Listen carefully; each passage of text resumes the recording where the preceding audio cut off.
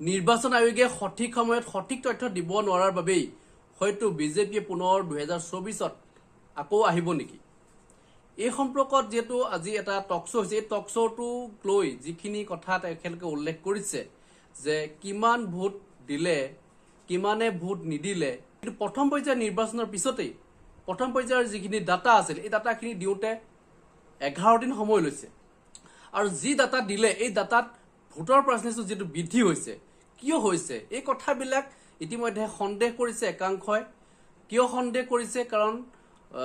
সন্দেহ এই কাৰণে কৰিছে কাৰণ যেহেতু সময় লৈছে এই ডাটাখিনি জনাওতে সময় লৈছে যাৰ কাৰণে সন্দেহ হৈছে প্ৰাৰ্থীসকলৰ মনত সন্দেহ হৈছে কাৰণ তেওঁলোকে যথেষ্ট কষ্ট কৰিছিলে আৰু এই কষ্টৰ ফল যদি তেওঁলোকে লাভ নকৰে সন্দেহটো আহিবই তেওঁলোকৰ কাৰণ এতিয়ালৈকে যেটো ৰিজাল্ট ঘোষণা কৰা নাই 4 দিনত যেটো ৰিজাল্ট ঘোষণা কৰিব কিন্তু ৰিজাল্টৰ পূৰ্বেই যে সন্দেহ হৈছে কৰবাত নিৰ্বাচন আয়োগে খেলিমেলি কৰিছে নেকি এই লৈও এটা সন্দেহ কৰে বহুতেই কাৰণ ইতিমধ্যে জানে যে ইভিএম সিস্টেমটো সকলোৱে ভাল পোৱা নাছিলে যেটো বেলট পেপাৰত সকলোৱে বিশ্বাস কৰিছিলে এবাৰ গণনা কৰাৰ পিছত পুনৰ গণনা কৰিব পাৰিছিলে তাত কোনো সমস্যা হোৱা নাছিলে কিন্তু ইভিএম সিস্টেমত সেই ব্যৱস্থা যেটো নাই এবাৰ ভোট দিয়াৰ পিছত পুনৰ ভোট দিব নোৱাৰে যেটো আপোনালোকে জানে কৰবাত হয়তো যিমান মানুহে ভোট দিছিল তাতকৈ হয়তো বেছি ওলাইছে যাৰ কাৰণে একাংশ সন্দেহৰ চক্ৰ হৈছে যে কৰবাত খেলিমেলি হৈছে এই গোটেই সন্দেহটো থাকি গ'ল আৰু যাৰ কাৰণে ইতিমধ্যে সুপ্ৰিম কোৰ্ট পৰ্যন্ত এতিয়া পালেগে আজি এনকেডিবি দীক্ষিত শৰ্মাৰ সৈতে গোটেই কথাবিলাক যেটো আলোচনা কৰা হৈছে কি কৈছে তেওঁলোকে আপোনালোক শুনিব বিচাৰিছো যে প্ৰথম আৰু দ্বিতীয় পৰ্যায়ৰ ভোট গ্ৰহণৰ পাছত যি ধৰণে ভোটৰ হাৰ প্ৰায় 10 দিনৰ পিছত প্ৰায় 11 দিনৰ পাছত নিৰ্বাচন আয়োগে প্ৰকাশ কৰিছিল প্ৰথম আৰু দ্বিতীয় পৰ্যায়ৰ তাৰ পিছৰ পৰাই বিতৰ্কৰ সূত্ৰপাত হৈছিল আৰু এই সম্পূৰ্ণ বিষয় গৈ পাইছিল গৈ উচ্চতম ন্যায়ালয় আৰু উচ্চতম ন্যায়ালয় আজি এটা ডাঙৰ সিদ্ধান্ত দিলে এই আবেদনক এই মুহূৰ্তত তেওঁলোকে শুনানিৰ বাবে গ্ৰহণ নকৰিলে আৰু ক'লে যে যেহেতু দেশত নিৰ্বাচন চলি আছে নিৰ্বাচন প্ৰক্ৰিয়াৰ মাজত এই বিষয়ে শুনানি গ্ৰহণ কৰা নহব এই বিষয়টো নিৰ্বাচনৰ অৰ্থাৎ 30 এপ্ৰিলতে আবেদন জনোৱা হৈছিল দেশৰ সৰ্বোচ্চ ন্যায়ালয়ত আৰু তাৰ পাছত দেশৰ সৰ্বোচ্চ ন্যায়ালয়ৰ মুখ্য ন্যায়াধীশৰ নেতৃত্বত 3জনীয়া বিচাৰপীঠে এই সন্দৰ্ভত যোৱা 17 মেত শুনানি গ্ৰহণ কৰিছিল আৰু তাৰ পাছত যেহেতু উচ্চতম ন্যায়ালয়ত ভেকেশন আৰম্ভ হ'ল ভেকেশন বেঞ্চৰ ওচৰত আজি এই সম্পূৰ্ণ বিষয়ৰ শুনানি হ'ল আৰু ভেকেশন বেঞ্চে এই সম্পূৰ্ণ প্ৰক্ৰিয়াটোক যেটো নিৰ্বাচনী প্ৰক্ৰিয়াৰ মাজত বৰ্তমান নিৰ্বাচনী প্ৰক্ৰিয়া চলি আছে আৰু দুটা পৰ্যায়ৰ ভোট গ্ৰহণ হ'ব আছে সেই ভোট গ্ৰহণৰ মাজত এনে ধৰণৰ বিষয়ক বৰ্তমান শুনানি গ্ৰহণ নকৰে পৰৱৰ্তী সময়ত উপযুক্ত সময়ত এই সন্দৰ্ভত আলোচনা হ'ব বা তেওঁলোকে শুনানি হ'ব বুলি দেশৰ উচ্চতম ন্যায়ালয়ৰ ফালৰ পৰা কোৱাৰ পাছত এতিয়া এই যেটো বিতৰ্ক আছে এই বিতৰ্ক অন্ততঃ 1 জুন বা 4 জুন পৰ্যন্ত কিছুৰ বাবে স্থবিৰ হ'ব তাৰ পাছত নিশ্চয় এই বিষয়ত পুনৰ এটা নতুন চিন্তা চৰ্চা আৰম্ভ হ'ব পাৰে এইখিনিতে মই তুলনামূলকভাৱে কিছু তথ্য আপোনালোকক দিব বিচাৰিম অসমৰ এটা অৰ্গেনাইজেশ্যন আছে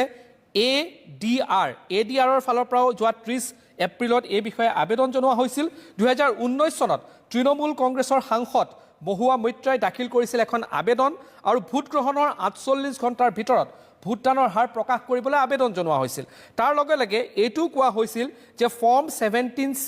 অনুসৰি অৰ্থাৎ 17C অনুসৰি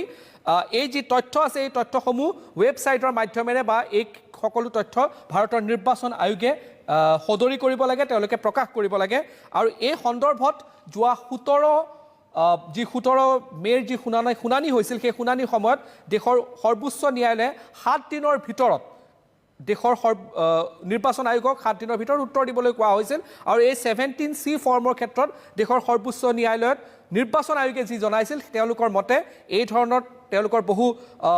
যি কৰ্মচাৰী আছে কৰ্মচাৰী নিয়োগ হ'ব আৰু সকলোৰ মাজত এই সকলোবোৰ তথ্য বিভ্ৰান্ত হোৱাৰ তথ্য যদি ৱেবছাইটত দিয়া হয় এইখিনি তথাৰ বিসংগতি আহাৰ কথাও উচ্চতম ন্যায়ালয়ত জনাইছিল দেশৰ নিৰ্বাচন আয়োগে কিন্তু মুঠৰ ওপৰত এই মুহূৰ্তত যিখিনি কথা হৈছে সেই কথাটো হ'ল যে প্ৰথম আৰু দ্বিতীয় পৰ্যায়ৰ যি ভোট গ্ৰহণ হৈছিল সেই ভোট গ্ৰহণৰ প্ৰথম পৰ্যায়ৰ 11 দিনৰ পিছত আৰু দ্বিতীয় পৰ্যায়ৰ 4 দিনৰ পিছত ভাৰতৰ নিৰ্বাচন আয়োগে সেই তথ্য ভোটদানৰ হাৰৰ তথ্য প্ৰকাশ কৰিছিল আৰু সেই প্ৰকাশ কৰা তথ্য অনুসৰি 4 পৰা 5% বৃদ্ধি পাইছিল এই প্ৰথম আৰু দ্বিতীয় পৰ্যায়ত আৰু এই সম্পূৰ্ণ বিতৰ্ক ৰাজনৈতিক হৈছিল আৰু তাৰপিছত উচ্চতম ন্যায়ালয়ত পাইছিলগৈ আজি এই সম্পূৰ্ণ বিষয়ৰ লগত আমি কথা পাতিবলৈ মোৰ লগত কেইবাজন অতিথি উপস্থিত আছে মোৰ লগত উপস্থিত থাকিব দিল্লীৰ পৰা উচ্চতম ন্যায়ালয়ৰ এজন অধিবক্তা উপস্থিত থাকিব আৰু ARDৰ যিজন আবেদনকৰ্তা আছিল আৰিফুল হুছেইন তেওঁ মোৰ লগত সংযুক্ত হ'ব তেওঁ বৰ্তমান দিল্লীত আছে আৰু মোৰ লগত ষ্টুডিঅ'টো অতিথি আছে প্ৰথমে তেওঁলোকৰ মই পৰিচয় কৰাই দিছোঁ মোৰ লগত আছে বিজেপিৰ মুখপাত্ৰ ৰূপম গোস্বামী আপোনাক স্বাগতম জনাইছোঁ মোৰ লগত আছে কংগ্ৰেছৰ মুখপাত্ৰ গোপাল শৰ্মা আপোনাক স্বাগতম জনাইছোঁ মোৰ লগত আছে অধ্যাপক ডক্টৰ সঞ্জীৱ গোস্বামী আপোনাক স্বাগতম জনাইছোঁ আৰু মোৰ লগত দিল্লীৰ পৰা সংযুক্ত হ'ব কিছু সময়ৰ পিছতেই আৰিফুল হুছেইন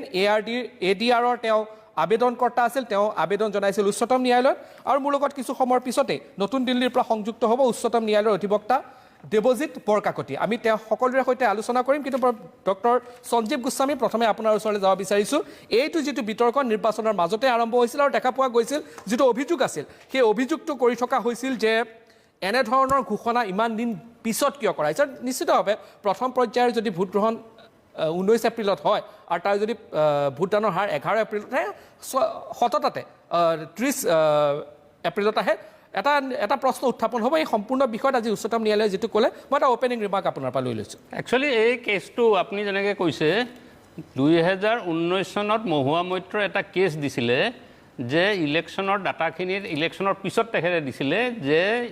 ফৰ্ম 17ৰ ডাটাখিনি 17C ডাটাখিনি মানে উইদিন 48 আৱাৰ্ছ দিব লাগে ফৰ্ম 17Cত দুটা পাৰ্ট আছে পাৰ্ট 1 আৰু পাৰ্ট 2 পাৰ্ট 1টো হৈছে যে আপোনাৰ বুথত কিমান মানুহ আহিলে কিমান ভোট দিলে ইত্যাদি ইত্যাদি এই গোটেইখিনি কথা আৰু পাৰ্ট 2টো হৈছে যে সেই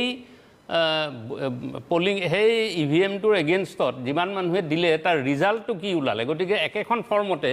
কিমান মানুহ আহিলে কিমান মানুহে ভোট দিলে কিমান মানুহ নাহিলে কিমান মানুহ ৰিজেক্ট হ'ল কমপ্লিট ডাটাটো থাকে পাৰ্ট 1ত 17C আৰু তাৰ এগেইনষ্টত কিমানে ভোট দিলে সেইটো থাকে পাৰ্ট 2ত এইটো হৈছে ফৰ্ম 17C এই ডাটাখিনি তেখেতে বিচাৰিছিলে সেই কেছটো চলি আছে সেই কেছটো চলি থাকোঁতে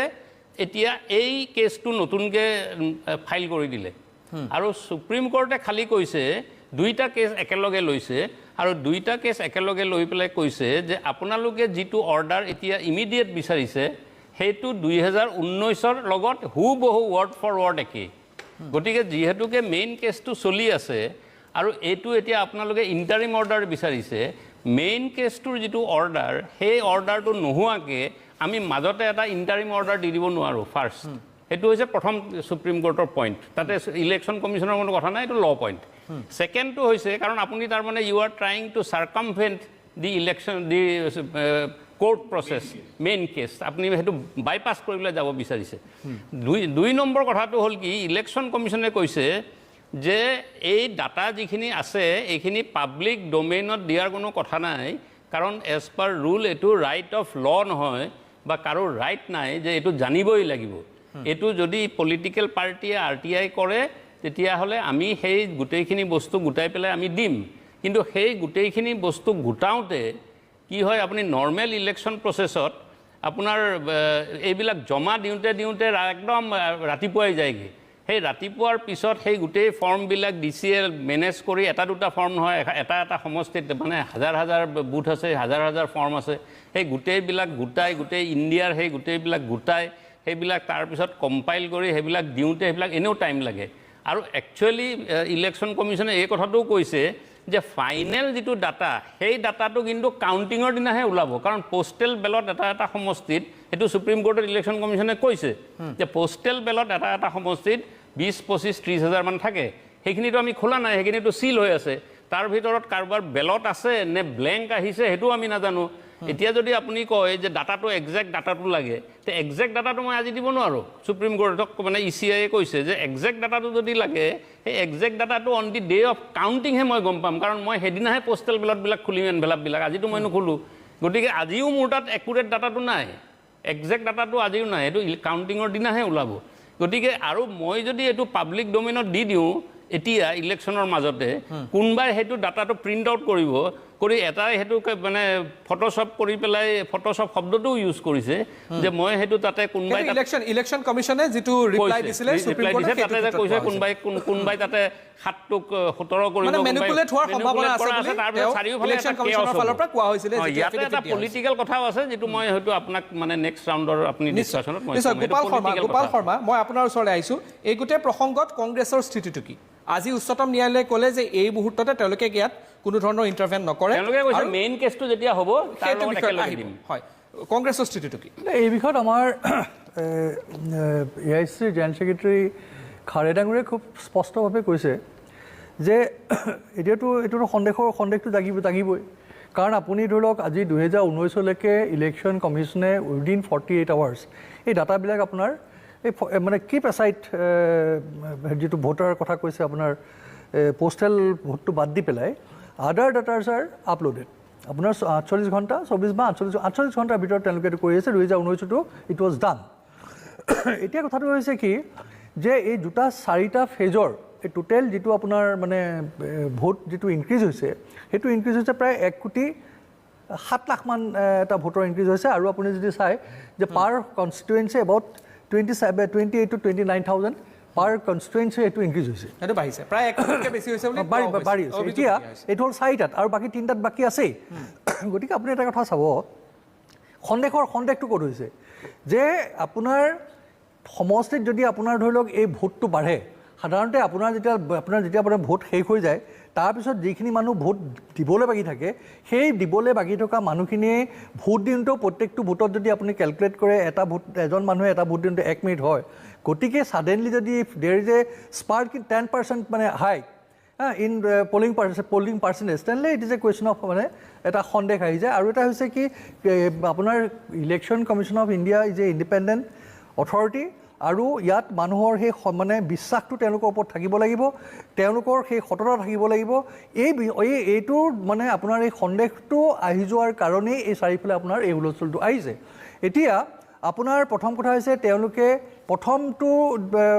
ডাটা দিবলৈ তেওঁলোকে লাগিছে 11 দিন সেকেন্ডটো ডাটা দিবলৈ লৈছে আপোনাৰ 14 দিন 4 দিন এই যে 30 এপ্ৰিলত তেওঁলোকে কৰিছে ডাটা দিছে এতিয়া আপুনি চাব ইয়াতে আপোনাৰ কিছুমান ডাটা মই আপোনাক কওঁ এতিয়া মণিপুৰত আপোনাৰ প্ৰথমতে তেওঁলোকে যিটো লাষ্ট যিটো হেৰি দিছিলে ডাটা দিছিলে 72.5% যিটো ফাইনেল ডাটা তেওঁলোকে দিছে 78.2% that means there is a difference of 5.7%. Similarly, আপোনাৰ অন্ধ্ৰ প্ৰদেশত আপোনাৰ 76.5% পৰা 80.6%, there is a difference of 4.3%. এই যে আপোনাৰ ডিফাৰেঞ্চবিলাক হৈছে ঠিক একৰ্ডিংলি কেৰালাতো তেনেকুৱা 4.1% মানৰ সেই কথাবিলাক হোৱাৰ কাৰণে আপোনাৰ আজি এই সন্দেহটো আহিছে তেওঁলোকে কৈছে যে আপোনাৰ ফৰ্ম 17C যিখন 17C কথা কৈছে সেইমতেই যদি সকলোবিলাক ঠিক আছে তেনেহ'লে তাত সন্দেহৰ অৱকাশ নাই গতিকে আমি সেইমতে ভাবিব পাৰোঁ এতিয়া কি হৈছে এতিয়া আপোনাৰ দেখিব আপোনাৰ আৰু এটা বস্তু মই টানি আনি মোক অকণমান সময় দি আছে মই আৰু এটা বস্তু আপুনি টানি আনি ক'ব বিচাৰিম যে আপুনি চাব গুজৰাটত যেতিয়া 2022 চনত এই যিটো মই এছেম্বলি ইলেকশ্যনৰ কথা কৈছোঁ তে দুটা ফেজত আপোনাৰ ইলেকশ্যনটো হৈছিলে 1 ডিচেম্বৰত আপোনাৰ ফাৰ্ষ্ট ফেজটো হৈছিলে আৰু 5 ডিচেম্বৰত আপোনাৰ ছেকেণ্ড ফেজটো হৈছিলে ফাৰ্ষ্ট ফেজত আপোনাৰ এই যিটো আপোনাৰ ৰিয়েল টাইম আৰু আপোনাৰ হেৰি ভোটৰ ডিফাৰেঞ্চটো আছিলে 6.5% এই ডিফাৰেঞ্চটো ছেকেণ্ড ফেজত ইট হেজ গন টু 11.5% আৰু ছেকেণ্ড ফেজৰ যিমানখিনি আপোনাৰ চিট আছিলে সেই এটাক বাদে গোটেইখিনি আপোনাৰ ভাৰতীয় জনতা পাৰ্টীয়ে জিকিলে এতিয়া কথাটো হৈছে কি আমি সন্দেহ কৰা নাই কিন্তু কথা হৈছে কি অথেণ্টিচিটি এই কথাখিনি আজি যিখিনি তেওঁলোকে কমিটমেণ্ট দিছে আপোনাৰ ইলেকশ্যন কমিশ্যনে যদি সেইটোৱেই সঁচা তেনেহ'লে ইটছ অ'কে কিন্তু যদি এব্ৰাপলি এনেকৈ সাধাৰণভাৱে সাংঘাতিকভাৱে যদি এটা বৃদ্ধি হয় তাৰ যদি সদুত্তৰ নাথাকে তেতিয়াহ'লে প্ৰত্যেকজন ভোটাৰে এইটো সন্দেহ কৰাৰ এটা সন্দেহৰ অৱকাশ এটা থাকে ৰূপম গোস্বামী প্ৰতিক্ৰিয়া নাই মই আজি ভাল পাইছোঁ যে এই গোটেই বিষয়টো যে আমি 400 পাৰ হ'ব এইটো প্ৰায় আমি নিশ্চিত কাৰণ এনেকুৱা ধৰণৰ এটা ৰিজাল্ট হোৱাৰ আগে আগে মানে এইটো হিন্দীত কয় পাতলি গলিছে নিকালনা হে গতিকে তেওঁলোকৰ ছাপৰ্টাৰখিনিক ইনটেক্ট ৰাখিবৰ বাবে তেওঁলোকে এটা EVMৰ সহায় লৈছে কাৰণ এনেকুৱা হ'লে আমি হিমাচল প্ৰদেশৰ নিৰ্বাচনো জিকিলোঁ হয় কৰ্ণাটকৰ নিৰ্বাচনো জিকিলোঁ হয় হিমাচল প্ৰদেশ য'ত আমাৰ সভাপতি হিমাচল প্ৰদেশৰ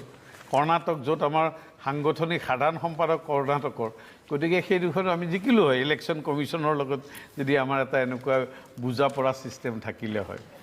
দ্বিতীয়তে বিভিন্ন সময়ত মই নিজে পুলিঙো এজেণ্টো হৈ পাইছোঁ, কাউণ্টিং এজেণ্টো হৈ পাইছোঁ। আৰু পুলিং এজেণ্ট যেতিয়া হয় তেতিয়া নিশ্চিতভাৱে EVMটো চিল কৰাৰ পিছত তাত প্ৰত্যেকটা দলৰ পুলিং এজেণ্টে চহী কৰিব। আকৌ কাউণ্টিঙৰ সময়তো সেই চহীবিলাক চাব। এতিয়া মই তাত ক'ৰ পৰা কেনেকৈ সেই বস্তুটো আহিব, যে তাত কেনেধৰণে ৰেগিং কৰিব, এই কথাটো খুব গুৰুত্বপূৰ্ণ। আপুনি যদি ক'ৰবাত বুথ কেপচাৰ কৰি লৈছে সেইটো বেলেগ কথা, যিটো ৱেষ্ট বেংগলত চলি আছে সেইটো বেলেগ কথা। আগতে সেনেকুৱা ধৰণৰ ঘটনা হৈছে, কিন্তু য'ত বোলে আপোনাৰ পুলিং এজেণ্ট পঠিয়াই দিছে, আপোনাৰ পুলিং এজেণ্ট নাই, য'ত বোলে আপোনাৰ কাউণ্টিং এজেণ্ট নাথাকে, তাত হয়তো ৰেগিং এনেকুৱা নহয় যে ৰেগিং হোৱা নাগে পিছে হৈছে ৰেগিং, গতিকে সেইটো বেলেগ কথা। কিন্তু য'ত পুলিং এজেণ্ট কাউণ্টিং এজেণ্ট থাকিব, যোনে EVMটো ইলেকশ্যন শেষ হোৱাৰ পিছত চহী কৰিব, কাউণ্টিং এজেণ্টটো EVM খোলাৰ আগত চাব, যে তাৰ ক্ষেত্ৰত মইতো ভাবোঁ এইটো এটা খালী তেওঁলোকৰ এক বাহানা, যে তেওঁলোকে ইতিমধ্যে গম পাইছে খুব নহয় বেয়া ধৰণে তেওঁলোকে হাৰা জিকাটো পিছৰ কথা। কাৰণ EVM এইখিনি মই ক'ম, তেখেতৰ ওপৰত মই নাই ঠিক আছে। মই ৰূপম গোস্বামী কথাটো আহিছে কি 11 দিনৰ পাছত যি তথ্য দিয়া হৈছিল আৰু 4 দিনৰ পাছত যি তথ্য দিয়া হৈছিল 4 পৰা 5% বৃদ্ধি পাইছে, সেইটো কথাটো হয়। কোনে কৈছে অভিযোগটো তাত এইটোতে অহা হৈছে যে 11 দিন সময় কিয় লাগিল? এতিয়া এটা পৰ্যায়ৰ পিছত যদি 4 দিন লাগিলে, প্ৰথম পৰ্যায়টোৰ পিছত 11 দিন কিয় লাগিল? সেইটোৱে এতিয়া আপুনি প্ৰথম পৰ্যায়টোত কিমান দূৰত কেনেকুৱা ক'ত আছে সেইটোৰ ওপৰত নিৰ্ভৰ কৰিব। জিঅ'গ্ৰাফিকেল যিটো জিঅ'গ্ৰাফিকেল চাওক, মই ইয়াত এটা কথা, মই আজি ইলেকশ্যন কমিশ্যন অফ ইণ্ডিয়াৰ হৈ মই কথা ক'বলৈ নাযাওঁ। নাই আপোনাক সেইটো সোধাও নাই, আমি সোধাও নাই। I am not a part of election commission of India. মই তেওঁলোকৰ হৈ চাফাইও দিব নাযাওঁ। যদি তেওঁলোকে ক'ৰবাত ভুল কৰিছে এইটো ভুল, সেইটো আমি ক'ব লাগিব, কাৰণ আজি আমি শাসনত আছোঁ, কালি আমি শাসনত নাথাকিবও পাৰোঁ। গতিকে সেই কথাটো বেলেগ বিষয়। কিন্তু মই কেতিয়াও নাভাবোঁ যে EVM বস্তুটো ইয়াৰ আগতো অসমতো বহুতবাৰ এনেকুৱা ধৰণৰ আমাৰ এছেম্বলি ইলেকশ্যনতো আমি EVMক দোষাৰোপ কৰে, কিন্তু মই কেতিয়াও EVMটো কেতিয়াও মই দোষাৰোপ নকৰোঁ, সেইটো সদায় এটা বাহানা বুলি মই ভাবোঁ। কিন্তু এতিয়া আপুনি চাব 4-5%, প্ৰায় মই দেখোঁ প্ৰত্যেকটাতে বাঢ়েই। আমি সন্ধিয়া 5টা বা 6টা বজাত যিটো পাওঁ তাৰপিছত 4-5% বাঢ়া আমি চবতে দেখোঁ। আৰু ক'ৰবাত সেইটো 11% হৈছে, সেইটোতো মই নাভাবোঁ যে একো তাত হয়তো বহু ক্ষেত্ৰত এনেকুৱা হ'ব পাৰে যে আপুনি ইমান ডেফটলৈ যাব লাগিব। মই এজ এ জেনেৰেল পাব্লিক কৈছোঁ যে সেইকেইটা সমষ্টিত যদি EVM চবতকৈ বেছি নাম্বাৰ যদি ডিফল্ট হৈছে, EVM ডিফল্ট হোৱাৰ লগে লগে কি হ'ব, ভোটিংটো দেৰিকৈ ষ্টাৰ্ট হ'ব, দেৰিকৈ হ'লে মানুহ দেৰিলৈকে লাইন পাতি থাকিব। আৰু যদি আপোনাৰ দুৰ্গম জেগাত থাকে, দুৰ্গম জেগাৰ পৰা আহি পাব লাগিব, তাৰ আহিব লাগিব, কম্পাইল কৰোঁতে টাইম হ'ব পাৰে, লাগিব পাৰে, আৰু কেতিয়াবা বহুত ধৰণৰ ইয়াৰ বিষয়ো হ'ব পাৰে। এনেকুৱা হ'ব পাৰে যি মানুহ দায়িত্বত আছে তেওঁ হয়তো আৰু বেলেগ কিবা কামতো ব্যস্ত আছিলে, এনেকুৱা হ'ব পাৰে। ঠিক আছে, মই গোপাল শৰ্মা, আপুনি প্ৰতিক্ৰিয়া দিব বিচাৰিছিলে? মই তেখেতে যিটো আপোনাৰ মানে পলিটিকেলৰ কথাটো কৈছে, মই সেইটো কথা কওঁ। এতিয়া আপোনাৰ তেওঁলোকৰ সেই যিটো 14 চনৰ যিটো পজিশ্যন, যিটো মানুহ এটা হোপ, মানে আশাত যিটো তেওঁলোকক ভোট দি পেলাই বিজেপিয়ে গভৰ্ণমেণ্ট ফৰ্ম কৰিছিলে, আৰু 19ত তেওঁলোকক যিটো আপোনাৰ তেওঁলোকে যিটো নেশ্যনেলিজিম, যিটো ৰাষ্ট্ৰীয়বাদৰ কথা কৈছিলে, ফুলৱামা আৰু আপোনাৰ চাৰ্জিকেল ষ্ট্ৰাইক, এইবিলাকৰ যিটো আপোনাৰ মানুহ হৈ পেলাই আপোনাৰ সেই যিটো ৰাষ্ট্ৰীয়বাদৰ ওপৰত তেওঁলোকক জিকাইছিলে, সেই পৰিস্থিতি আজি নাই। আপুনি আজি চাব কৰ্ণাটকত ৰ'ব, মই আপোনাক কৈ আছো শুনক, আপোনালোকৰ হিন্দী বেল্টৰ শুনক, আপোনাৰ ডেভেলপমেণ্ট বাদ দিয়ক, আপোনালোকৰ ডেভেলপমেণ্টৰ কথা কোৱা নাই নহয় প্ৰাইম মিনিষ্টাৰে। আপোনালোকে আপোনাৰ শুনক, মংগলসূত্ৰৰ কথা কৈছে, ঘোচ বেঠিয়াৰ কথা কৈছে, মহ লৈ যোৱাৰ কথা কৈছে, ক'ত আপোনালোকৰ ডেভেলপমেণ্টৰ কথা কৈছে প্ৰাইম মিনিষ্টাৰে? কোৱা নাই নহয়। এতিয়া আপুনি চাব আজি আপোনাৰ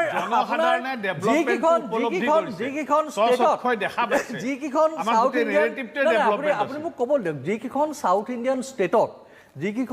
ইণ্ডিয়ান ষ্টেটত এইবুলি আপোনাৰ বিজেপিয়ে ভাল কৰিম বুলি কৈছে, সেইকেইখন ষ্টেটতে আপুনি দেখক অন্ধ্ৰপ্ৰদেশত 4.3% আপোনাৰ ইনক্ৰিজ হৈছে। আপোনাৰ এই যিটো আপোনাৰ কেৰালাত তেওঁলোকে ভাল হ'ব বুলি কৈছে, ভাল হ'ব পাৰিব এইবুলি তেওঁলোকে ভাল হ'ব বুলি কৈছে, 4.1% হৈছে। অসমত 4.2% হৈছে। কিন্তু আপুনি চাব বিহাৰত কিন্তু 1.5%, যিটো সাধাৰণতে সিমানেই হয়, তাতকৈ বেছি নহয়। UPত কিন্তু 0.4%। গতিকে আপুনি চাব, আপোনাৰ এতিয়া হৈছে কি কৰ্ণাটকত এইবাৰ ৰিভাৰ্চ চুইং, UPত এইবিলাক ৰিভাৰ্চ চুইং, আপোনাৰ বিহাৰত আপোনাৰ ৰিভাৰ্চ সুইং আপোনালোকৰ যিবিলাকত আপোনালোকে ভোট পাইছিলে 2014 আৰু 16ত এইবাৰ তাত আপোনালোকে ভোট নাপায় ইউপি বিহাৰ হাৰিয়ানা দিল্লী ৰাজস্থান ছত্তীশগড় ঝাৰখণ্ড তেলেংগানা আপোনাৰ কৰ্ণাটকা কেৰালা তামিলনাডু এইবিলাকত ভোট নাপায় ইট কম্প্ৰাইজেছ আবাউট 300 ছিটছ এই 300 ছিটত আপুনি যদি 50টা ছিটো পায় ইটছ মানে এইটো আপোনালোকৰ কাৰণে ডাঙৰ এস্কিপমেণ্ট হ'ব আৰু বাকী এই দুটা ফেজত আপোনালোকে চাব এই বাকী আপোনাৰ 114টাৰ ভিতৰত আপোনালোকে 50টা আপোনালোকে পাবলৈ সক্ষম নহয় এইবাৰ আপোনালোকৰ কোনো ধৰণে গভৰ্ণমেণ্ট আহিব নোৱাৰে এতিয়া এই কুৱেশ্যনটো এডিআৰৰ যিটো এইটো কুৱেশ্যন সেইটো যিটো আজি আপোনাৰ এই কেছটো আজি উঠিছিলে এইটোৰ ওপৰত এইটো কৰা হৈছে এই কথাটো এইকাৰণে কোৱা হৈছে যে তেওঁলোকে ডিলে কৰিছে আৰু তেওঁলোকে ইনষ্টেড অফ যিটো আপোনাৰ এই ডাটা হিচাপে যিটো এবছলিউট ডাটা হিচাপে দিব লাগে তাৰ সলনি তেওঁলোকে পাৰ্চেণ্টেজ বেছত দিয়াৰ কাৰণে এই আপোনাৰ সন্দেহৰ কথাটো আহিছে সেইকাৰণে ADR head gone to the court আপোনাৰ সেইখন কৰিছে আজিও কৈছে যে এই কেছটো খাৰিজ হৈ যোৱা নাই এই কেছটো আপোনাৰ এতিয়া এই ইলেকশ্যনৰ মাজমজিয়াত তেওঁলোকে আপোনাৰ সুপ্ৰিম কোৰ্টে এইটোত ইণ্টাৰভেন কৰিব বিচৰা নাই গতিকে after the election is over Supreme কোৰ্টে কৈছে সুপ্ৰিম কোৰ্টে এইকাৰণে ইণ্টাৰভেন কৰিব বিচৰা নাই কাৰণ নিৰ্বাচনী প্ৰক্ৰিয়া চলি আছে কাইলৈ মই দি আছোঁ মই উত্তৰটো দিবলৈ দি আছোঁ কাইলৈ 6ষ্ঠ পৰ্যায়ৰ ভোটগ্ৰহণ আছে 1 জুনলৈকে আছে আৰু তাৰপিছত নিশ্চয় এইটো সুপ্ৰিম কোৰ্টৰ দৃষ্টিগোচৰলৈ আহিব মই এটা চমু প্ৰতিক্ৰিয়া লৈ লওঁ ৰূপম গোস্বামীৰ পৰা তাৰপিছত মই বিৰতিলৈ যাব লাগিব ৰূপম গোস্বামী স্পষ্ট যে তেখেতে ক'লে 2014ত আমি যেনেকৈ পূৰা আমি আমাৰ তেখেতে হাৱা আছে বুলি কৈছে 19তো হাৱা আছে বুলি কৈছে এইবাৰ তেখেতে আমাৰ হাৱা নাই বুলি কয় 2019ত যদি তেখেতসকলৰ বক্তব্য শুনিব একেই এনেধৰণৰ বক্তব্য 19তো কৈছিলে কিন্তু 19ত আমি তাতকৈ বেছি আমি চিট লৈ আহিবলৈ সক্ষম হ'লোঁ এইবাৰ আমাৰ নেৰেটিভ আছিলে ডেভেলপমেণ্ট আৰু ডেভেলপমেণ্টত সমগ্ৰ ভাৰতবৰ্ষৰ জনসাধাৰণে দেখিছে উপলব্ধি কৰিছে গতিকে এইবাৰ সম্পূৰ্ণভাৱে এতিয়া মই ক'ব নালাগে আপুনি জানে নিশ্চয় প্ৰশান্ত কিশোৰ যোগেন্দ্ৰ যাদৱ এইবিলাকতো বিজেপিৰ মানুহ নহয় তেওঁলোকে নিজেই কৈছে যে বিজেপি 100% চৰকাৰ বনাব গতিকে আমি কোৱাটো বাদ দিয়ক না এওঁলোক চেফলজিষ্ট যি তেওঁলোক যোগেন্দ্ৰ যাদৱ প্ৰশান্ত কিশোৰটো এণ্টি বিজেপি বুলি ক'লেও ভুল নহয় গতিকে তেওঁলোকৰ মুখত আজি তাৰিখত ওলাইছে যে আমি কোৱা কথা নহয় অন্য নালাগে আপুনি 6টা বজাৰত আমাৰ ফেভাৰত আহিছে গতিকে সমগ্ৰ ভাৰতবৰ্ষই এতিয়া আপুনি চাওক খুব গুৰুত্বপূৰ্ণ কথা কৈছিলে মই সেইদিনা এটা প্ৰশান্ত কিশোৰৰ এটা ইণ্টাৰভিউ হৈছিলে তাত কি কৈছিলে যে আজি যিকেইটা মেইন বেল্ট আজি মেইন বেল্ট হ'ল ইউপিত SP ষ্ট্ৰং হ'ব লাগিব তেতিয়া বিজেপি হাৰিব আজি মহাৰাষ্ট্ৰত NCPৰ লগত যিখিনি শিৱসেনা NCP মিলি তেওঁলোক ষ্ট্ৰং হ'ব লাগিব তেতিয়াহে বিজেপি হাৰিব আমাক কোনে চেলেঞ্জ দিব এইবাৰ আমি ৱেষ্ট বেংগলতো আমাৰ যথেষ্ট আমি যোৱাবাৰতকৈ আমি চিট বাঢ়িব গতিকে মেজৰ যিকেইটা জেগাত তাতেই যদি আমাক কাউণ্টাৰ দিব পৰা মানুহ নাই তেতিয়া বিজেপি ক'ত হৰুৱাব নৰ্থ এণ্ড ৱেষ্ট এই কথাটো প্ৰশান্ত কিশোৰ ডাঙৰ মোৰ ষ্টেটমেণ্ট নহয় নৰ্থ আৰু ৱেষ্টত বিজেপিক চেলেঞ্জ দিব পৰা কোনো ধৰণৰ তাতে বিৰোধীয়ে নাই গতিকে বিজেপিৰ চিট অটুট থাকিব ঠিক আছে মই ডক্টৰ সঞ্জীৱ গোস্বামীৰ ওচৰলৈ যাম মই দিল্লীলৈও যাম কিন্তু এটা চমু বিৰতিৰ সময় হৈছে এইখিনিতে এটা বিৰতি লৈ লৈছোঁ বিৰতিৰ পিছত এই গুৰুত্বপূৰ্ণ বিষয়টোৰ ওপৰত আমি আৰু আলোচনা কৰিম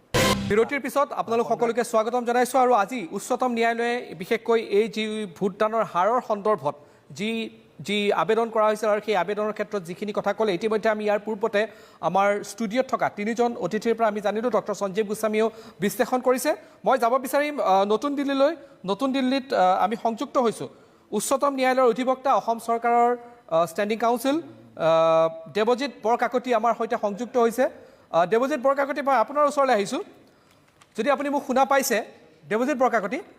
আপুনি মোক শুনিব পাৰিছে শুনিছোঁ হয় দেৱজিৎ বৰকাকতি মই প্ৰথমে আপোনাৰ পৰা আজি যিটো উচ্চতম ন্যায়ালয়ে যিটো এই সম্পূৰ্ণ আবেদনটোৰ ক্ষেত্ৰত তেওঁ উচ্চতম ন্যায়ালয়ৰ ফালৰ পৰা যিখিনি ভেকেশ্যন বেঞ্চে ক'লে সেই সন্দৰ্ভত মই আপোনাৰ পৰা জানিব বিচাৰিছোঁ প্ৰকৃততে উচ্চতম ন্যায়ালয়ে আজি কি ক'লে মই প্ৰথমে আপোনাৰ পৰা সেইটো জানি ল'ব বিচাৰিছোঁ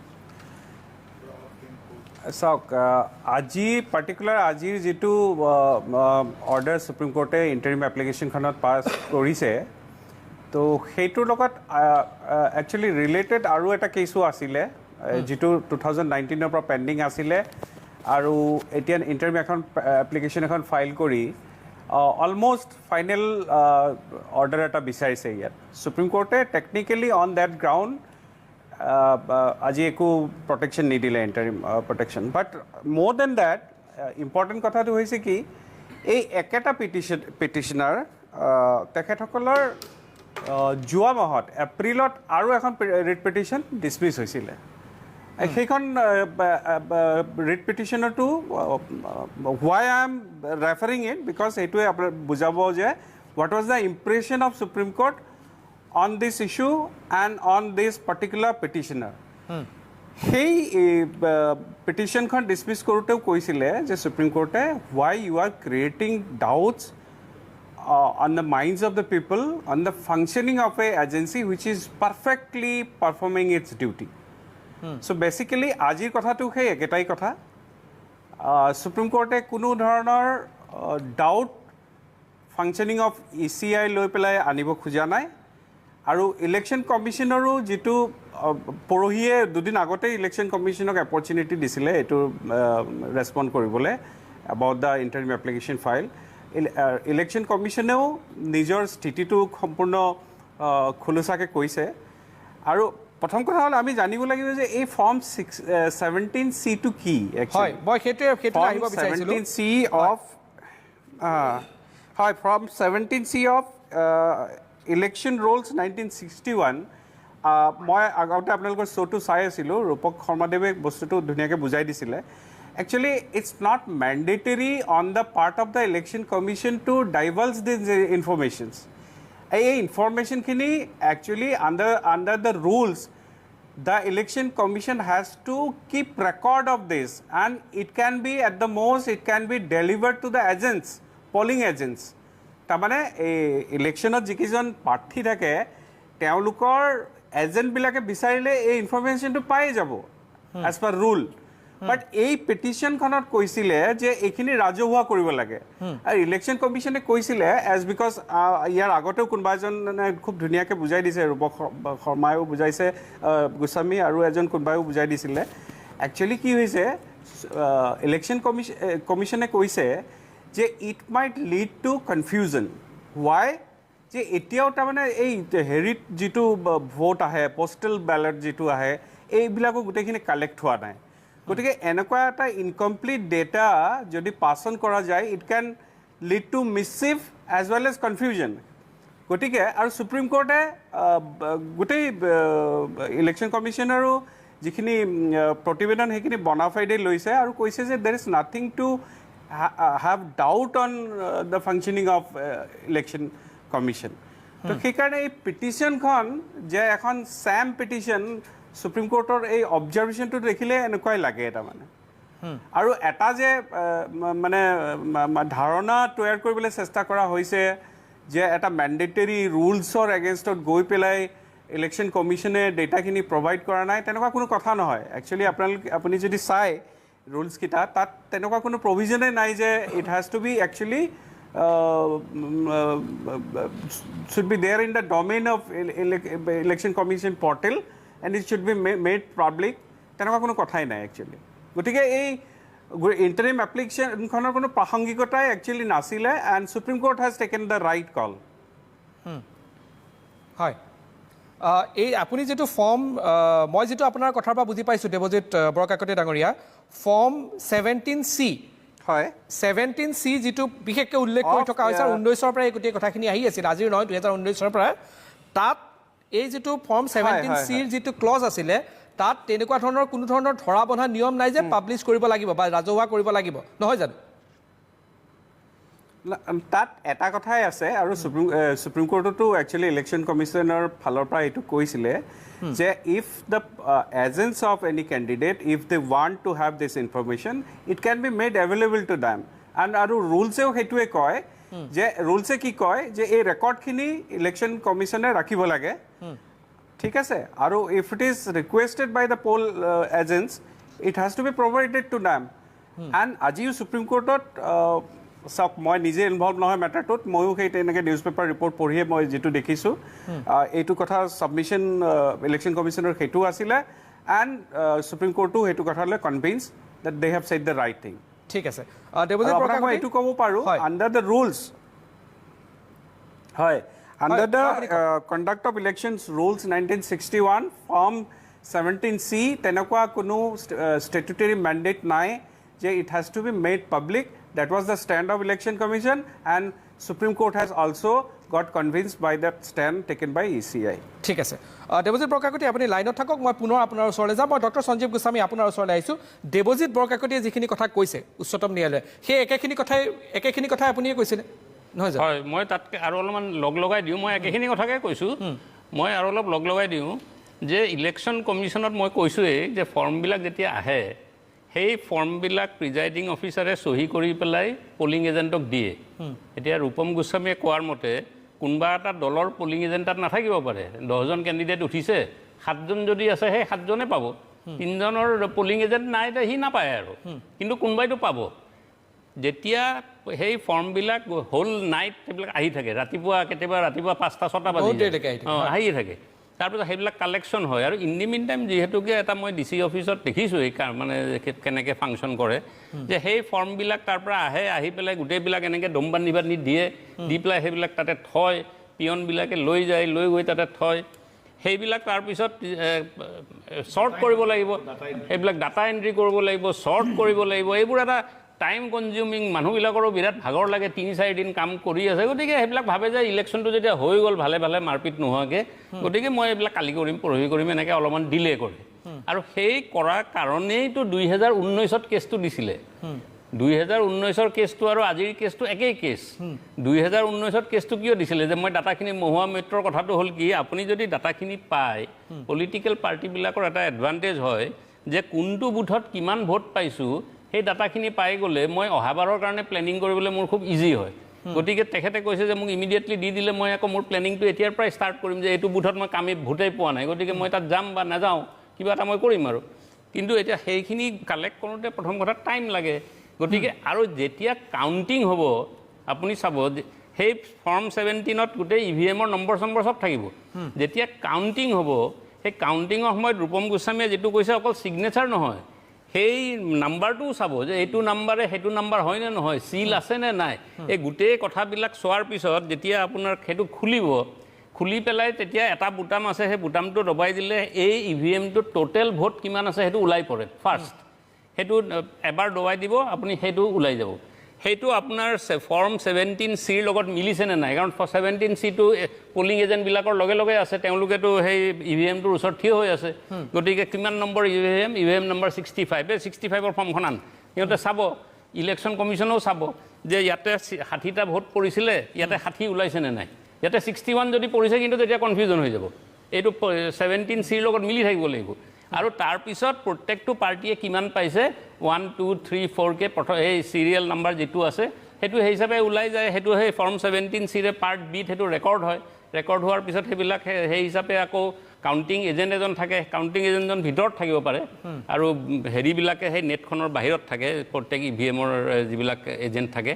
গতিকে সেই সিহঁতবিলাকে তাৰপিছত এইবিলাক চেক কৰি পেলাই চহী কৰে গতিকে এটা হিউজ কাৰবাৰ য'ত কোনো ধৰণৰ মেনিপুলেশ্যনৰ কোনো ছিষ্টেম নাই আপুনি যদি কয় যে এইটো ডাটাটো আগতে কিয় দিছে এই ডাটা আপলোড কৰা ছিষ্টেমটোতো আজি কম্পিউটাৰ অহাৰ পৰাহে হৈছে আগতেতো মেনুৱেলি আছিলে কম্পিউটাৰ নাহোঁতেতো ডাটা আপলোডেই নাই তেনেকুৱা কোনো কথাই নাই তেতিয়াতো DC অফিচতে ক'ৰবাত পঢ়ি আছে ক'ত বা কি পঢ়ি আছে ভগৱানে জানে গতিকে ঠিক আছে গতিকে এইটোত মই ভাবোঁ যে ইয়াতে কোনো ধৰণৰ হেৰি নাই আৰু সেই ৰূপম গোস্বামীয়ে কোৱাৰ মতে এইটো এটা এনেই এটা ইছ্যু বনাইছে কাৰণ এইটোতো 2019তে মহুৱা মৈত্ৰৰ কেছটো দিছে আছিলে তেতিয়াৰ পৰা কেছটো চলি আছে এইটো এটা নতুন এইবাৰ কেছটো হৈছে নহয় কেছটো 2019ৰ পৰা আছে তাৰ জাজমেণ্ট এতিয়ালৈকে অহা নাই জাজমেণ্ট অহা নাই শুনানিয়ে হোৱা নাই ঠিক আছে মই গোটেই বিষয়ত আৰু কথা পাতিম কিন্তু এটা চমু বিৰতিৰ পুনৰ সময় হৈছে এটা চমু বিৰতি লৈছোঁ বিৰতিৰ পিছত এই বিষয়ে আৰু বিস্তৃতভাৱে আমি কথা পাতিম বিৰতিৰ পিছত আপোনালোক সকলোকে স্বাগতম জনাইছোঁ আৰু আজি উচ্চতম ন্যায়ালয়ে এই সন্দৰ্ভত যি ৰায় দিলে আমি সেই বিষয়ে আলোচনা কৰি আছোঁ আৰু এই মুহূৰ্তত মই ফোন লাইনত সংযুক্ত হৈছোঁ ADRৰ এজন কাৰ্যকৰ্তা আছে আৰিফুল হুছেইন মই আৰিফুল হুছেইনক যদি ফোন লাইনত পাওঁ আৰিফুল হুছেইন আপুনি মোক শুনিব পাৰিছে হয় মই মোটামুটি আপোনাৰ পৰা জানিব বিচাৰিছিলোঁ যে আপোনালোকে যিটো আবেদন জনাইছিলে উচ্চতম ন্যায়ালয়ত আপোনালোকে আবেদন কি বিচাৰিছিলে আৰু আপোনালোকৰ মূল উদ্দেশ্যটো কি আছিলে আৰিফুল হুছেইন মই ডিছকাশ্যনৰ এটা অংশ আপোনালোকক শুনিছোঁ কি অংশখিনি মই শুনি পোৱা নাইকিয়া মই যিহেতু দিল্লী এয়াৰপৰ্টত আছোঁ এতিয়া তো যি কি নহওক মই যিখিনি শুনিছোঁ আৰু তাৰ পৰা মই এটা কথা স্পষ্ট কৰিব খুজিছোঁ যে ইয়াত কোনো ধৰণৰ আমি কোনো ৰাজনৈতিক দলক আমি কোনো ধৰণৰ সন্দেহ কৰা নাই বা কোনো এটা ইলেকশ্যন কমিশ্যনৰ ওপৰতো আমাৰ কোনো সন্দেহ নাই কিন্তু আমি বিচাৰিছোঁ আমাৰ কাৰণে যিটো ইম্পৰ্টেণ্ট বিষয় সেই বিষয়টো হৈছে যে অকল আপুনি সৎ হ'লেই নহ'ব, আপোনাক সৎ দেখাবও লাগিব। তো আপুনি যদি সতেই হয় আৰু আপোনাক যদি সৎ নেদেখায়, অসৎ দেখায়, তেতিয়াহ'লে গোটেই যিটো পাৰ্পাজ অফ ডেমক্ৰেচি সেইটো ফেইল হৈ যায়। তো সেইকাৰণে আমি বিচাৰিছোঁ যে যিটো আপোনাৰ ইলেকশ্যনৰ যিটো ৰিজাল্ট, আজি যোৱা কিমান বছৰ 2014, 2019, আনকি 2009, 2004 পৰাও তেতিয়া আপোনাৰ ইলেক্ট্ৰনিকেলি আমাৰ গোটেই ইলেক্ট্ৰেল প্ৰচেছটো ইমান ফাষ্ট হোৱা নাছিলে। কিন্তু আপোনালোকৰ চাগে আমাৰ এতিয়াও মনত আছে, সৰু সৰু কালত আমি ৰেডিঅ'ত শুনো যে আজি নিৰ্বাচনত ইমান শতাংশ ভোট পৰিছে। তো গতিকে এটা দিনত সেই কথাখিনি ক'ব পৰা এটা মেকানিজিম অলৰেডি ইলেকশ্যন কমিশ্যনৰ মাজত আছে। তো ইতিমধ্যে যিটো ডিছকাশ্যন হৈ আছে যে 17C কি হয়, মই অকণমান ক'ব খুজিছোঁ যে 17C কি হয়। প্ৰথম কথাটো হৈছে যে প্ৰত্যেকটো পুলিং বুথতে এখন ফৰ্ম থাকে 17A। 17A যেতিয়াই মানুহে যেতিয়া জইন কৰে, আহি পেলাই যেতিয়া ভোট দিবলৈ আহি পেলাই তেওঁলোক সোমায়ে তাত ৰেজিষ্টাৰ হয় যে এইজন মানুহ ভোটাৰ নম্বৰ 1, তাৰপিছত মানুহ ভোটাৰ নম্বৰ 2, তাৰপিছত মানুহ ভোটাৰ নম্বৰ 3, 80, 90, তেনেকৈ 95 কিবা এটা হৈ থাকে। যিকোনো মুহূৰ্তত যদি এজন অফিচাৰে আহি পেলাই সোধে যে এতিয়ালৈকে কিমান ভোট পৰিলে, যিজন মানে এই প্ৰিজাইডিং অফিচাৰ তেওঁ বিশেষ কৰিব লগা একো নাই, তেওঁ লাষ্ট নম্বৰটো চাই কৈ দিব পাৰে যে 78টা পৰিলে। ঠিক আছে, তো সেইটো হৈছে ফৰ্ম এ লিখিব লগা কথা। তাৰপিছত আহিলে ফৰ্ম চিখন। ফৰ্ম চিখন কি হয় যে ফৰ্ম চিখন লাষ্ট 17C যেতিয়া পুলিং শেষ হৈ যায়, সেই তেতিয়া ভোটিং মেচিনটো বন্ধ কৰা হয় আৰু ভোটিং মেচিনটো বন্ধ কৰি 3টা ৰাউণ্ড অফ ফিলিং কৰা হয়। আৰু তাৰ যিটো আটাইতকৈ ওপৰৰ ফিল্ডটো, সেই ওপৰৰ ফিল্ডটোত লিখা থাকে যে ইয়াত আজি কিমানটা ভোট পৰিলে। এই যিটো ভোটিং মেচিন আছে, EVM আছে, ইয়াত কিমানটা ভোট আছে সেই কথাটো লিখা হয়। তাৰ পুৰুষ কিমান, তাৰ মহিলা কিমান, সেইটো লিখা হয় আৰু তাত চহী কৰা হয়। চহী প্ৰিজাইডিং অফিচাৰৰ উপৰিও যিকেইটা বেলেগ বেলেগ ৰাজনৈতিক দলৰ। হয়, ইতিমধ্যে সেইখিনি কথা আমি গম পাইছোঁ। হয়, আপোনালোকৰ আবেদনটো কি আছিল তাত? আমাৰ আবেদনটো আছিলে সেইখিনি পাব্লিককৰণ, সেইখিনি পাব্লিক ডমেইনত আনি দিয়ে। কাৰণ আমাৰ যিটো দুটা সমস্যা আমি দেখা পাইছোঁ। ঠিক আছে, প্ৰথম সমস্যাটো হৈছে কি যে যোৱাবাৰ যেতিয়া ইলেকশ্যন হৈ গৈছিলে 2019, তেতিয়া যিমানখিনি ভোট পৰিছে বুলি কোৱা হৈছে তাতকৈ বেছি কাউণ্টিং হোৱা দেখুৱাইছিলে। আমি যেতিয়া ইলেকশ্যন কমিশ্যনক এই কথাটো সুধিছিলোঁ, তেতিয়া ইলেকশ্যন কমিশ্যনে সেই ইনফৰমেশ্যনখিনি ৱেবছাইটৰ পৰা আঁতৰাই দিছিলে। ঠিক আছে, ধন্যবাদ জনাইছোঁ আৰিফুল হুছেইন। আমি গম পালোঁ আপোনাৰ কথাখিনি। মই গোপাল শৰ্মাৰ পৰা আৰম্ভ কৰিম। আৰিফুল হুছেইন তেওঁ আবেদন কৰি আছিলে। আপোনালোকৰ কথা তেওঁৰ কথা একেই নে আপোনালোকৰ তাৰ মাজত কিবা পাৰ্থক্য আছে? নাই, আমাৰ কথাটো এনেকুৱা, তেখেতে যিটো কৈছে ঠিক আছে, ফৰ্ম যিটো আপোনাৰ 17C যিখন, সেইখন পলিং এজেণ্টবিলাকে পাইছে। গতিকে আমাৰ কথাটো পলিং এজেণ্টবিলাকৰ হাতত যিখন ফৰ্ম আছে, গতিকে আমিও ইতিমধ্যে আমি কালেকশ্যন কৰিবলৈ দিছোঁ আমাৰ যিবিলাক পলিং এজেণ্ট আছিলে। গতিকে পলিং এজেণ্টে যিখন 17C যিখন ফৰ্ম লৈছে, সেই ডাটাখিনি যদি সেইটো আছে, গতিকে তাত আপোনাৰ ইনক্ৰিজিং কথাটো হৈছে কি,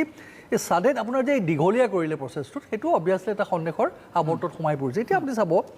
তামিলনাডুৰ এটা কথা কৈছোঁ, তামিলনাডুতো আপোনাৰ পাৰ্চেণ্টেজটো আপোনাৰ বাঢ়িছে। আপোনাৰ ধৰি লওক এই মানে ৰিয়েল টাইম আৰু যিটো মানে পাৰ্চেণ্টেজটো, তেতিয়া তাৰে মন্ত্ৰী আপোনাৰ পি ত্যাগাৰাজা, তেওঁ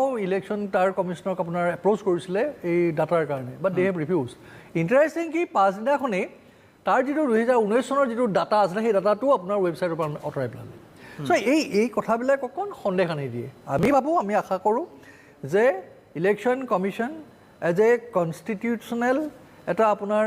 ইণ্ডিপেণ্ডেণ্ট বডি আৰু ভাৰতবৰ্ষৰ যিটো গণতান্ত্ৰিক চেতনা, যিটো আস্থা, সেইটো তেওঁলোকে ৰক্ষা কৰিব পাৰিব। আৰু মানে এই যিটো কাৰণতেই দিলে নহওক লাগিলে, যিটো 2019 চনলৈকে চব ঠিকেই আছিলে, এইটো আৰু পৰৱৰ্তী পৰ্যায়বিলাকত নহ'ব। সেইটো নহ'ব। ৰূপম গোস্বামী, প্ৰতিক্ৰিয়া? নাই, মই এটা কথাই কওঁ, মই আচলতে ক'ব বিচৰা নাছিলোঁ, কিন্তু তথাপিও মই ক'বলৈ বাধ্য হ'লোঁ। যেতিয়া মানুহে কি হয়, নিজৰ ফেভাৰত নাহিলেই সুপ্ৰিম কোৰ্টে যেতিয়া কংগ্ৰেছৰ ফেভাৰত জাজমেণ্ট দিব, তেতিয়া সুপ্ৰিম কোৰ্ট গণতন্ত্ৰ ৰক্ষা কৰিছে। যেতিয়া আমাৰ ফেভাৰত আহিব, তেতিয়া অগণতন্ত্ৰ সুপ্ৰিম কোৰ্ট বিজেপিয়ে কিনি ল'লে, ED কিনি ল'লে, CBI কিনি ল'লে চব বিজেপিৰ মতে চলে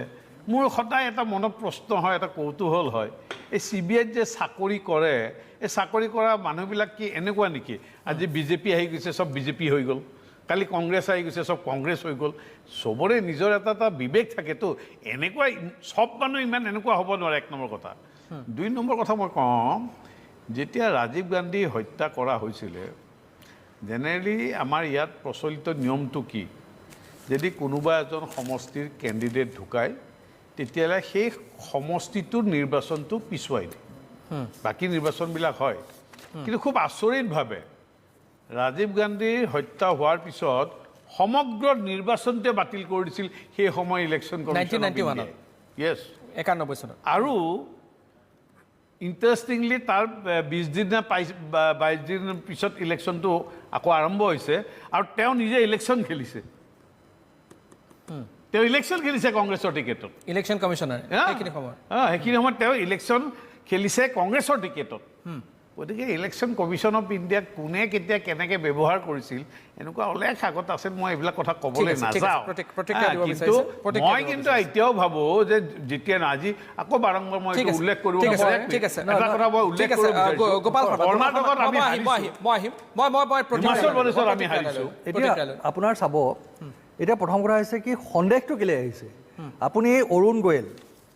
যিজনক আপোনাৰ 24 ঘণ্টাৰ ভিতৰত এপইণ্টমেণ্ট দিছিলে সেই 24 ঘণ্টাৰ ভিতৰত যেতিয়া এপইণ্টমেণ্ট দিছিলে সেইটো সুপ্ৰিম কোৰ্টেও যে ডাঙৰ কুৱেশ্যন মাৰ্ক এটা তেওঁৰ কমেণ্ট আছিলে সুপ্ৰিম কোৰ্টৰ যে ইমাননো কি লৰালৰি হ'ল যে তেওঁক 24 ঘণ্টাৰ ভিতৰত আপোনাৰ এপইণ্টমেণ্ট দিব লগা হ'ল সেই মানে অৰুণ গোয়েল হি ৰিজাইন তাৰ আগতে 18 চনত আপোনাৰ লাভাছা ৰিজাইন কিহৰ কাৰণে কাৰণ তেওঁলোকে গভৰ্ণমেণ্টৰ যিটো সম্ভৱতঃ যদি কিবা লাইন আছিলেও কিবা প্ৰেছাৰ আছিলে তেওঁলোকেতো একচেপ্ট কৰিব খোজা নাছিলে এইটো কথা তাৰপিছত আপুনি চাব এই যে আপোনাৰ ইলেকশ্যন কমিছনৰ মানুহে কংগ্ৰেছৰ টিকেটত আপোনাৰ খেলিলে আমাৰ গাংগুলীয়ে কি কৰিলে হেৰি গুৱাহাটী কি আপোনাৰ কেলকাতা হাইকোৰ্টৰ জাজ আৰু তেওঁ যি উদ্ভট আপোনাৰ মানে মন্তব্য কৰিছে এইবিলাক কথাত আজি ইলেকশ্যন কমিছনে এইবিলাকৰ ইণ্টাৰভেন কৰা নাই নিৰ্লজ্জভাৱে বা দুখ লগা মানে নিৰ্লজ্জভাৱে ব্যৱস্থাটো মই উদ্ৰয় কৰিছোঁ দুখ লগাভাৱে আপোনাৰ কমিছনে ইলেকশ্যন কমিছনে য'ত ইণ্টাৰভেন কৰিব লাগিছিলে তাত ইণ্টাৰভেন নকৰিলে তাৰ ফলত কলকাতা হাইকোৰ্টে মমতা বেনাৰ্জীৰ এগেইনষ্টে যি কমেণ্ট কৰিছিলে কমিউনেল কমেণ্ট এটা ইনচাল্টিং যিটো কমেণ্ট কৰিছিলে সেইটোত আপোনাৰ হাইকোৰ্টে আপোনাৰ ইণ্টাৰভেন কৰিব লগা হৈছে আৰু তাৰ পাছত আপোনাৰ হেৰিয়ে কমিছনে আপোনাৰ ইণ্টাৰভেন কৰিছে গতিকে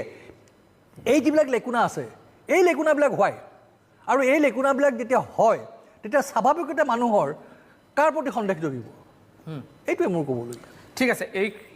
এই বিষয়ে আমি আৰু কথা পাতিম মই নতুন দিল্লীত আছে আমাৰ অধিবক্তা আছে দেৱজিৎ বৰকাকতি তেওঁৰ ওচৰলৈও যাম কিন্তু পুনৰ এটা